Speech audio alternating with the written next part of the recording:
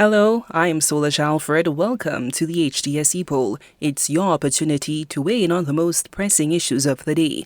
With a general election constitutionally due by November 2026, both the ruling St. Lucia Labour Party, SLP, and the opposition, United Workers' Party, UWP, have finalized their slates of 17 candidates. Both parties present a mixture of seasoned politicians and new entrants, each with a distinct set of strengths and vulnerabilities. The forthcoming campaign will ultimately test whether the electorate values established governance or a push for a new direction. So we asked, are you satisfied with the slates of candidates presented by both the United Workers' Party and the St. Lucia Labour Party for the upcoming general election? We took to the streets to get your opinion, and here's what you had to say. Well, manifest problem if you. The sayon pour faire right now, c'est toi pour payer your satisfaction of sa you can faire and money you can faire. I can never be happy unless my people underground are happy. They know who they are, they know what they come to do, they know what their status is. The only thing I care about is the state of the people below there that they have forgotten. The farmers, the fishermen, the small businesses especially. It's like we don't exist. Oui, moi play about ces candidats. Tout ça qui vient, moi play, mais moi savent comment y est. Maka di yo comment y est, moi savent comment y est. C'est des blancs that savent comment y est. Both parties have a cadre of young, intelligent candidates, and I think it will be a good fight. But I think the Labour Party has the edge overall because they've done quite a lot. They've more or less closed the manifesto. They just have to do a few bits and pieces like bringing in the hospital and starting the administrative center in Freeport. I think the Labour Party has the edge in this election. I will not say happy. I think the country could do better than with some of the politicians, but the party go for who they think is best, who is suitable, who can win them the seat, and I believe that's the way they want to go, that's the way they have to go. So what I'm saying, if they are happy, I'm happy with them. I know who I'm happy with. I know who I want to be, who I want to take care of the country. Well, if that's what the party will have and that's what they feel I'm happy with. I'm happy with whatever they choose. You know, I don't care about the slate of candidates. I only want my party to win, the SLP party. I don't care about any of them people. I care about the party win. SLP, I want to get back in power. The truth is, I do not know the candidates very well. I do not know about their background, their education. All the only thing I know is what I'm hearing from the news and so on. But listening to them, I've heard some good songs, those that sound very good and those that sound very ridiculous. And I cannot be too happy, not too sad. But the thing about it, most times it's not the candidates, it is the policies of the party.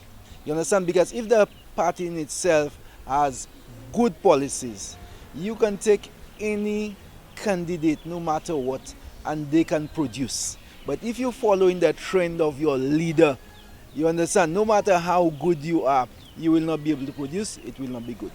Well, Desmond, yeah, if they put themselves forward, obviously they have something to offer. But at the end of the day, it's the electorate that decides it. There's nothing we can do. At the end of the day, it's what counts in the ballot box that matters. So yeah, they present themselves. Let's give each and everybody a chance. Both political parties, that's a very interesting question, Colimo. Yeah, and SLP has a history of selecting great candidates. I am not really excited about the group of guys that the UWP has put together. But like I said earlier on, the Labour Party has really put a team that can take this country to the level it needs to be. No, I'm not happy with the flubber ones. The Labour candidates are good. They are good candidates. I'm happy with all what they're going through. And for what they have achieved already in St. Lucia is very nice. I appreciate that. But the flubber ones, they are lying. People should not trust them. Well, on election day, I know I voted because Butcher is a nice young candidate. So SLP is where I'm going to vote. It's not that any one of the parties will directly impact me. May the best man win, because I already know where I want to vote. But my main concern is about the South. We've been neglected for far too long. Whichever one that is going to deliver us from the struggles that we've been going through, you know, the systematic injustices, then they have my vote. and I will lobby on their behalf. Mr. Collymore, I am staying clear of all political questions at this point. I don't have an opinion on the slate of candidates for either party. Now to our new discussion. The prolonged saga of St. Jude Hospital's reconstruction in St. Lucia has become a symbol of administrative inefficiency and political deadlock. The 2009 fire that devastated the original facility forced its relocation to the George Odlum National Stadium, a temporary solution that has now stretched into its 16th year. This enduring crisis prompts a critical examination of the political will and governance under 4 consecutive administrations, each tasked with resolving a national emergency.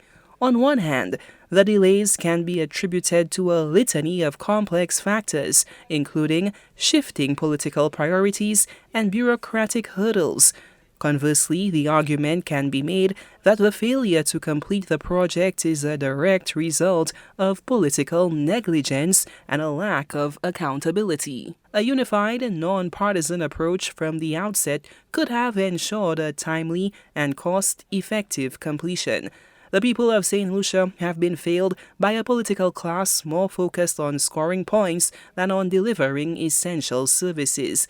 With the news that the reconstruction project is finally nearing completion after 16 years, we ask, is the long delay in completing the new St. Jude Hospital a result of political failure or the project's complexity? Remember, our Epoll team is always on the go to get your responses as well. Watch the HTS News Force from 7 p.m. for the results and a new discussion.